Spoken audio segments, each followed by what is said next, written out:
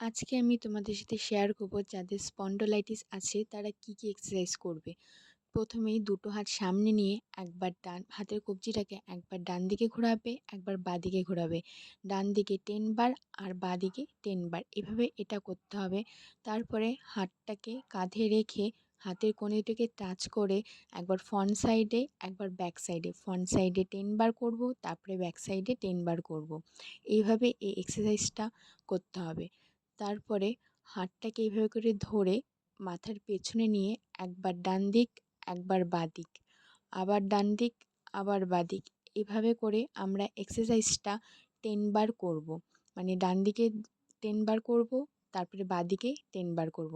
তারপরে এই হাতটাকে মাথার পেছনে দিয়ে এভাবে প্রেসার দিয়ে ধরে রাখতে হবে, আর আমরা শ্বাসটাকে স্বাভাবিক নিব।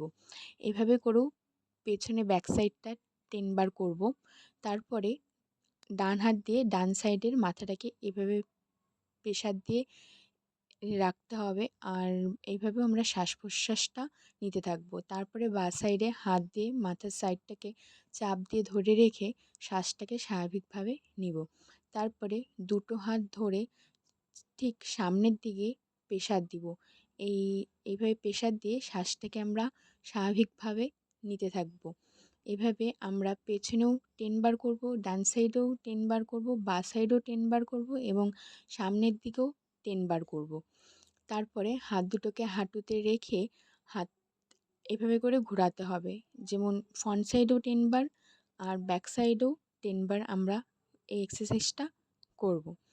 তারপরে মাথাটাকে একবার সামনের দিকে একবার পেছনের দিকে, একবার ডান দিকে একবার বাঁ দিকে, এইভাবে করে এক্সারসাইজটা 10 বার করতে হবে।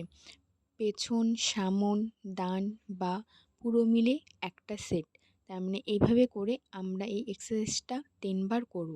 আর এইগুলো যদি আমরা সঠিক নিয়ম ধরে করি তাহলে যাদের স্পন্ডোলাইটিসের ব্যথা আছে তাদের একদম সেরে যাবে।